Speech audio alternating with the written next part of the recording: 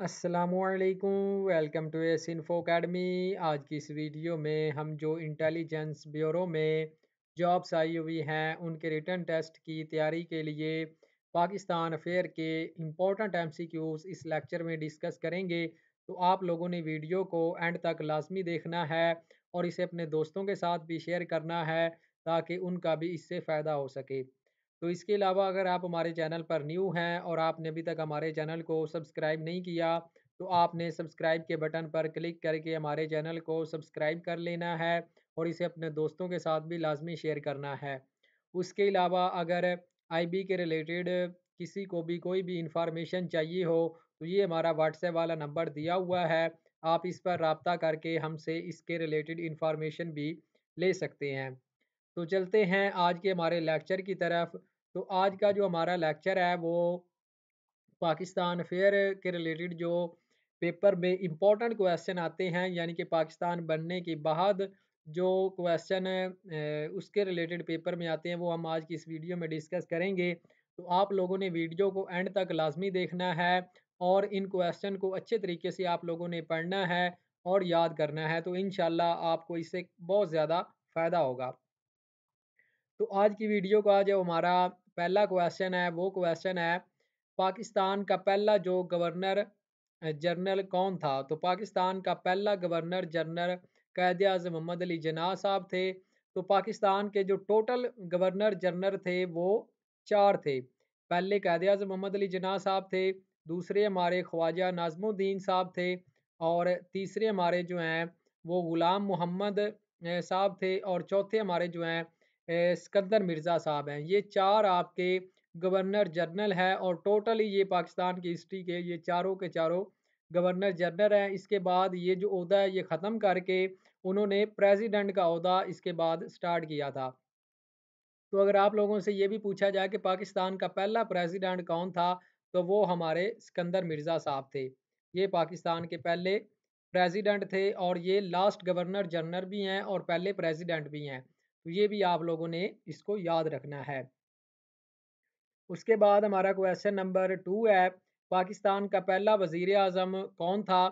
चूँकि paper English में आएगा तो मैंने ये नीचे इंग्लिश में भी लिखा हुआ है, who was the first prime minister of Pakistan. तो ये भी आप लोगों ने पढ़ लेना है इंग्लिश में भी और उर्दू में भी लिखा हुआ है आपकी आसानी के लिए। तो पाकिस्तान के जो पहले वज़ीर आज़म थे वो लियाकत अली ख़ान साहब थे। तो पाकिस्तान का अगर आप लोगों से पूछा जाए कि पाकिस्तान के पहले पीएम कौन थे तो वो लियाकत अली ख़ान साहब थे। उसके बाद आगे चलते हैं। आगे हमारे पास क्वेश्चन है, पाकिस्तान की पहली दस्तूर साज असम्बली का इजलास कब हुआ? The first session of the constitution assembly of Pakistan was healed on. तो पाकिस्तान की पहली जो दस्तूर साज असम्बली थी उसका जो इजलास है वो 10 अगस्त 1947 में हुआ। तो ये भी आप लोगों ने डेट लाजमी याद रखनी है। ये पाकिस्तान बनने के फ़ौरन बाद जो डिफरेंट क्वेश्चन है ये हर पेपर में इनमें से एक आधा लाजमी क्वेश्चन पूछा जाता है। जो लास्ट टाइम आईबी का पेपर हुआ था इन क्वेश्चन में से 2 से 3 एमसीक्यूज लाजमी हर पेपर में पूछे गए थे, चाहे वो GD11 था, GD7, OM7 या OM11 डाटा एंट्री ऑपरेटर जिसके रिलेटिव भी पेपर आया था इनमें से एक आधा एमसीक्यूज लाजमी उनमें से पूछा गया था। तो आप लोगों ने इनको अच्छे तरीके से याद करना है। उसके बाद हमारे पास अगला क्वेश्चन आता है क्वेश्चन नंबर 4। हमारे पास है, पाकिस्तान की पहली दस्तूर साज असम्बली का सदर कौन था? Who was the president of first constitution assembly of Pakistan. तो वो जो दस्तूर साज असम्बली का जो प्रेसिडेंट था पहला वो थे कायद आज़म मोहम्मद अली जिन्ना साहब। उसके बाद आगे हमारे पास क्वेश्चन है, क्या में पाकिस्तान के वक्त कायद अज़म के नज़दीक सबसे अहम मसला क्या था? What was the most important issue for Quaid Azam at the time of establishment of Pakistan. तो महाजरीन की आबादकारी का जो सबसे मेजर मसला था वो कायद अज़म के रिलेटेड महाजरीन की आबादी का था। उसके बाद आगे हमारे पास क्वेश्चन आता है, महाजरीन की आबादकारी के लिए कायद अज़म ने कौन सा फ़ंड कायम किया? What fund did Quaid Azam set up for the settlement of refugees. तो रिलीफ फंड जो है ये कायद अज़म ने स्टार्ट किया था जो आबादकारी के लिए, मुहाजरीन की आबादकारी के लिए। तो ये भी आप लोगों ने याद रखना है। उसके बाद आगे हमारे पास क्वेश्चन है, पाकिस्तान का कौमी परचम किसने तैयार किया? तो पाकिस्तान का जो कौमी परचम है वो अमीरुद्दीन खुदवाई ने जो है ये तैयार किया, पाकिस्तान का जो परचम है। ये भी आप लोगों ने याद रखना है और ये इंपॉर्टेंट क्वेश्चन है और ये बेसिक क्वेश्चन है, इनमें से पेपर में लाजमी एक आधा एमसीक्यूज आता है। उसके बाद आगे हमारे पास क्वेश्चन है, कायदे आज़म कौमी परचम को कब मंजूर किया गया? तो कौमी परचम को जो है वो 11 अगस्त 1947 को मंजूर किया गया। उसके बाद आगे चलते हैं, पाकिस्तान का पहला सिक्का कब जारी किया गया? तो पाकिस्तान का जो पहला सिक्का जारी हुआ वो 3 जनवरी 1948 में जारी हुआ। तो इसके रिलेटेड ये क्वेश्चन है, वो किससे बना हुआ था? तो वो निकल से बना हुआ था। उसके बाद आगे को इसका रिलेटेड है, उसको डिज़ाइन किसने किया था? ये सिक्के के रिलेटेड क्वेश्चन मैं आप लोगों को मज़ीद बता रहा हूँ। उसको डिज़ाइन करने वाले का नाम था ब्रैडली। उसके बाद आगे हमारे पास क्वेश्चन है, कायदे-आज़म ने स्टेट बैंक का इफ्तिताह कब किया? तो 1 जुलाई 1948 में कायदे-आज़म ने स्टेट बैंक ऑफ पाकिस्तान का इफ्तिताह किया। उसके बाद आगे हमारे पास क्वेश्चन है, कौमी तराना की धुन किसने कंपोज की? तो कौमी तराना की जो धुन है वो अहमद जी चागला ने कंपोज की और 21 अगस्त 1949 में इन्होंने पाकिस्तान का जो कौमी तराना है उसकी धुन कंपोज की। उसके बाद आगे हमारे पास क्वेश्चन है, पाकिस्तान का कौमी तराना किसने तहरीर किया? तो हफीज़ जलंधरी साहब ने पाकिस्तान का कौमी तराना तहरीर किया।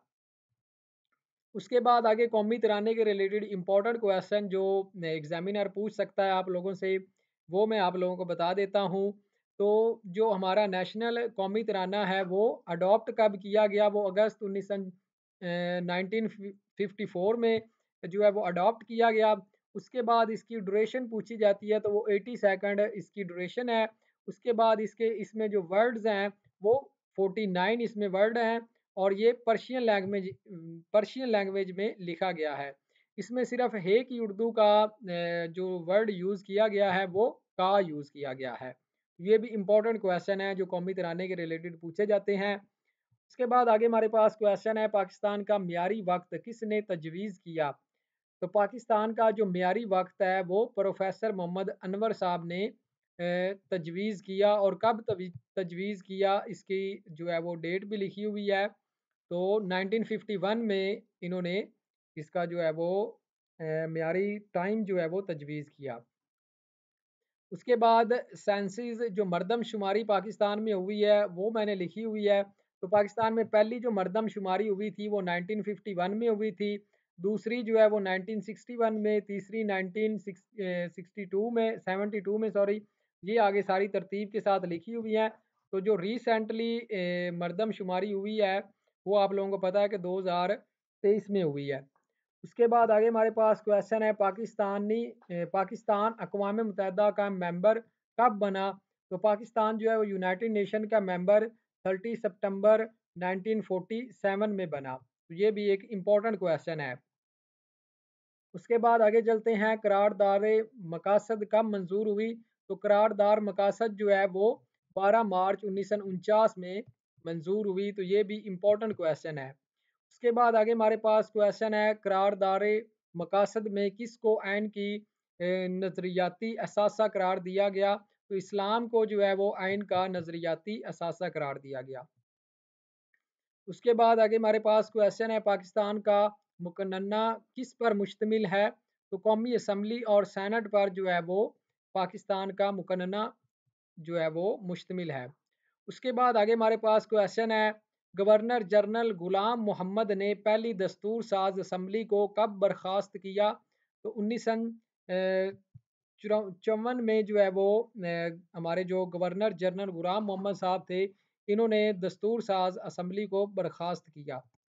उसके बाद आगे हमारे पास क्वेश्चन है, दूसरी दस्तूर साज असम्बली कब मुंतखब हुई? तो 1955 में दूसरी हमारी दस्तूर साज असम्बली मुंतखब हुई। ये भी आप लोगों ने याद रखना है। उसके बाद आगे हमारे पास क्वेश्चन है, पाकिस्तान ने पहला आइन कितने साल बाद हासिल किया? तो 9 साल बाद पाकिस्तान ने अपना पहला कॉन्स्टिट्यूशन हासिल किया। उसके बाद आगे हमारे पास क्वेश्चन है, पाकिस्तान का पहला आइन कब नाफिज हुआ?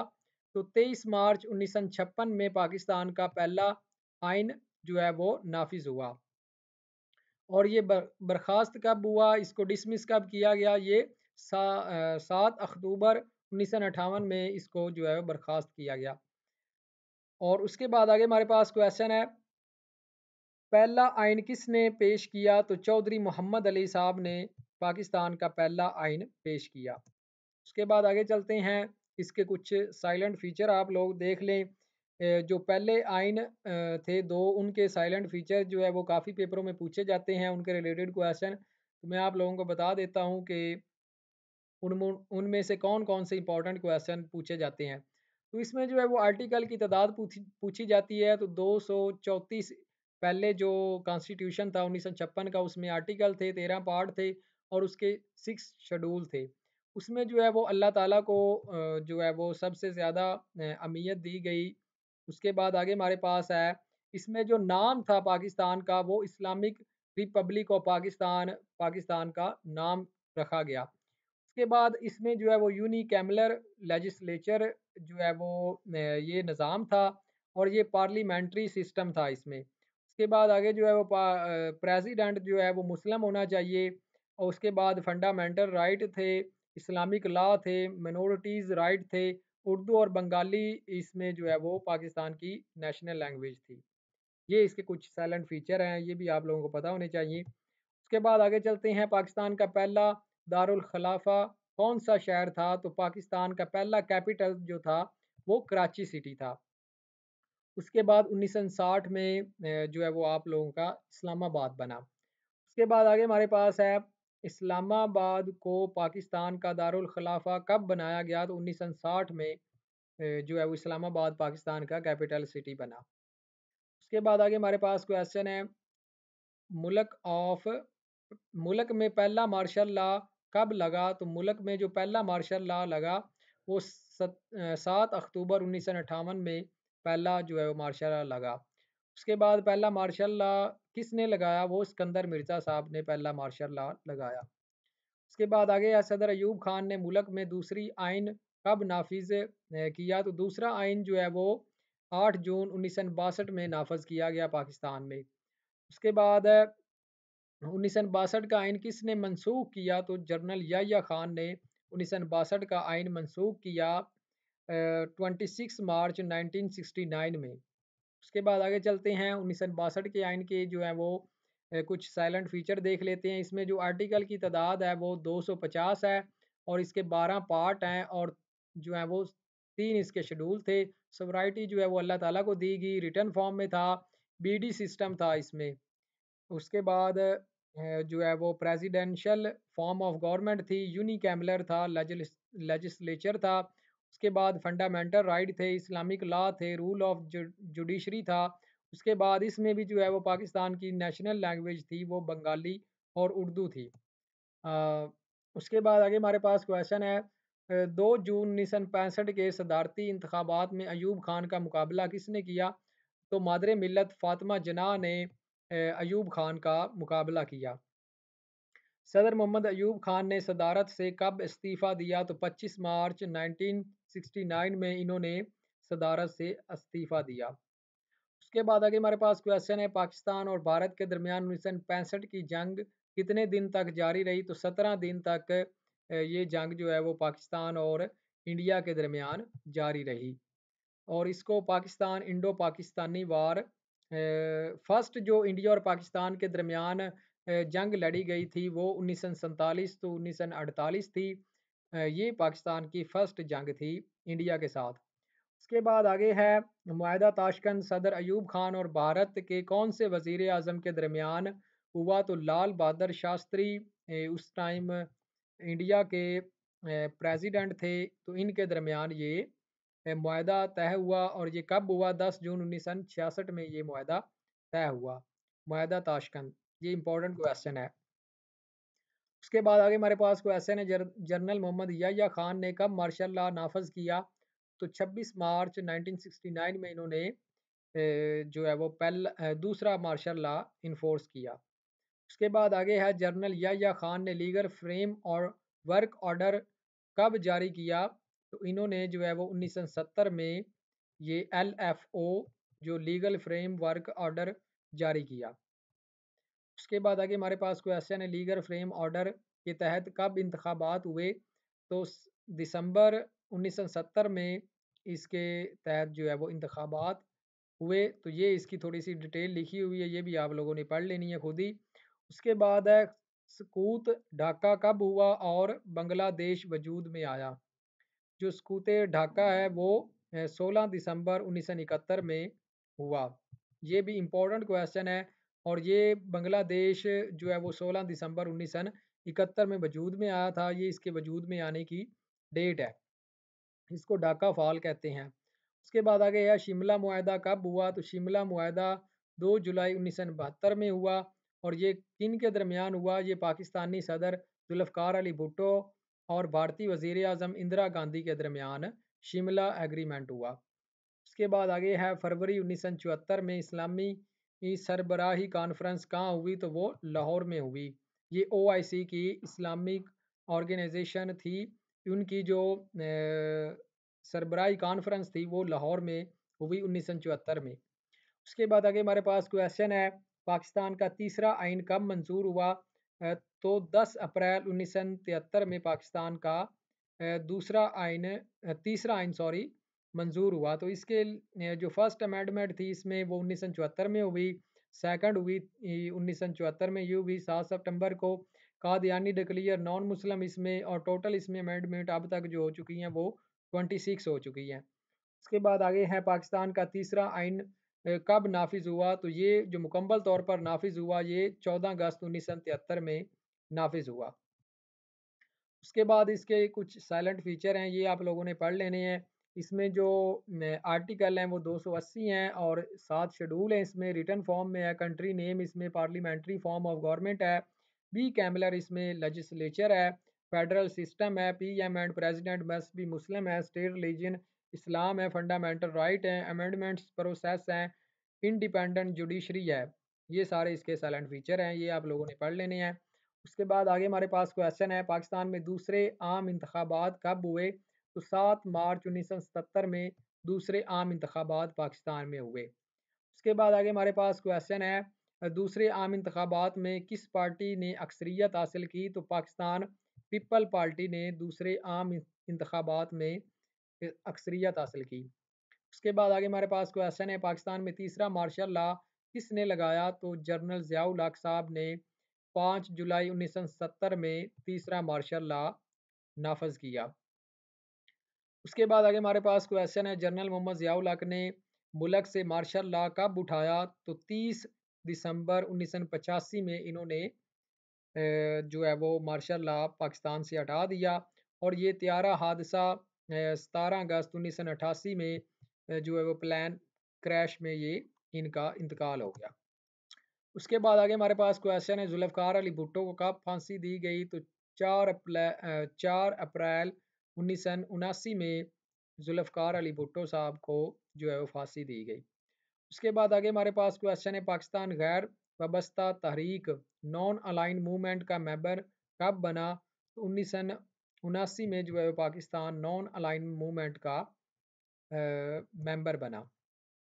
उसके बाद आगे हमारे पास क्वेश्चन है पाकिस्तान में ज़कात का निज़ाम कब नाफिज हुआ? तो 1980 में पाकिस्तान में ज़कात का निज़ाम नाफिज हुआ और ये इंपॉर्टेंट क्वेश्चन है, ये पूछा जाता है। उसके बाद आगे हमारे पास क्वेश्चन है पाकिस्तान में कब गैर जमाती बुनियादों पर इंतखाबात कराए गए? तो 1985 में